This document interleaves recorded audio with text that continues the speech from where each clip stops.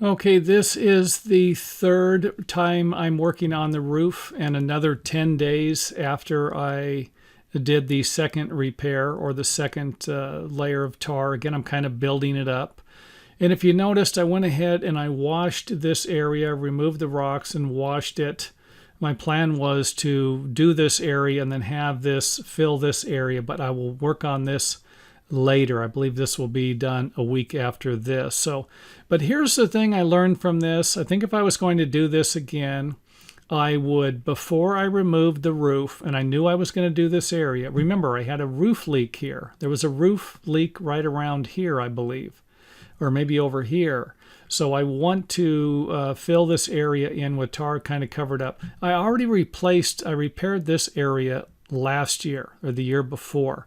And so I kind of want to seal some of this around the roof, and I might end up going around the entire roof and sealing everything to make the roof last longer. So it's 2019. The roof was done in 2004, I believe. I got the paperwork on it. And so I think I can stretch a few more years out of this thing by using some of this material. So, but here's my problem. You can see how this is dirty. And it would be hard for me to clean this. I just can't pressure wash this. I'm going to be blowing tar all over the place. The tar isn't 100% dry here. It's a little loose in some areas. So it'd be difficult for me even to grab a towel and wipe it down, even though I think I did, I removed some of this. I didn't just leave the dirt in the heavy areas. I did wipe down what I could wipe down. But just a word to the wise, if you do something like this, clean the roof if you're going to clean it before you remove the skylight. So hope that makes sense. So here you can see it's a little cleaner than it was, It's not perfectly clean, but it's cleaner. Close up the metal here. And I filled all this with caulking, and I believe you'll see that here at one point. The view of the corner. But you can see here, this is looking pretty good. I still have some gaps in here, some holes I would like to fill, but that's all going to get filled up today and during this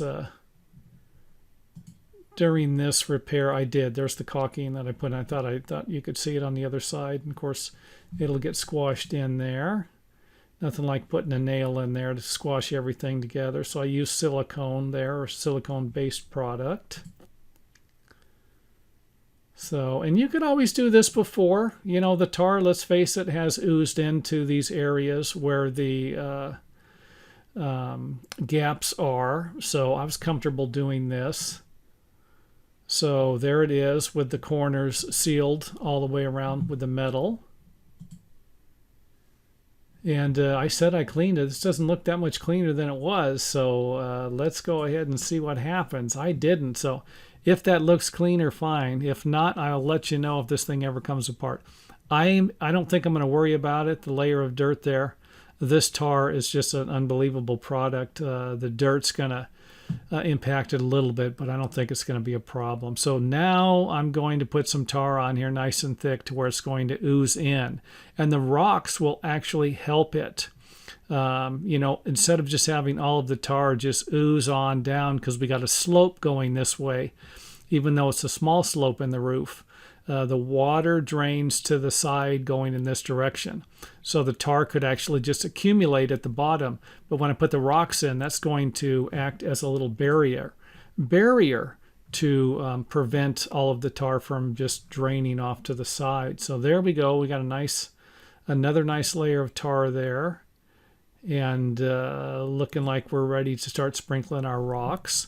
Again, the rocks can be purchased at your roofing material supply warehouses. And this rock that I got, the guy looked at it and ended up giving me the bigger rock. All of this rock was the same type of rock.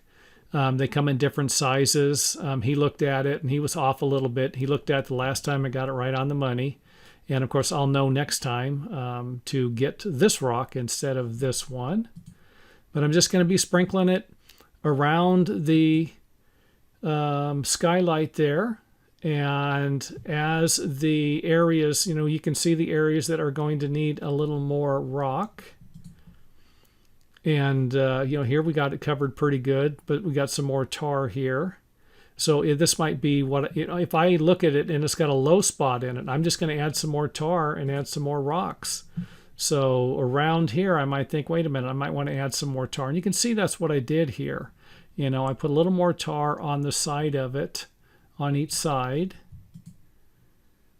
So here we have a little bit of a lip here. Cover that with some rock and maybe some more tar. And you can be the judge of that, how much rock or how much tar you're going to put down. I mean, I think at this point right here, this baby isn't going to be leaking. We got a pretty good shot at it. And like I said, it already rained once. I finished this, I believe this is around August, the first week of August. And we got a rain sometime in September, mid-September, and it tested it. And I actually got the hose up here and let it run for a little while after that to make sure. I mean, the last thing you want to do is have a roof leak in the during a rainstorm. Not much you're going to be able to do about it. Then go cover it up with a tarp. So again, we can still see where the tar is leaking through. I'm just going to sprinkle some more rocks over that area. And of course, I put some more tar here too, probably because there's a lip here. So this didn't just ooze out of here. I put this in here. And we can see the slope of the roof is going in that direction. So I probably put it here because of this, the roofing material that's sticking up. Kind of spreading it around there. Looking good.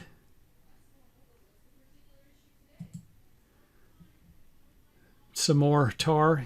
This I'm probably just covering this area up, but you can see here where this is pretty good. This is, now I'm going to come back one more time, so this isn't the final. The next repair, which will be done a week from now, basically will be the final repair. Now I did notice a couple of spots next to the metal where there were gaps, and so I'm just filling those gaps in with tar. And I don't know if you can see them here. I might have other pictures of it, but you can see here the tar's oozing in to where it's going to look nice. And I might have to work my way around. I don't know if you can really see the gaps in here, but it had separated from the metal.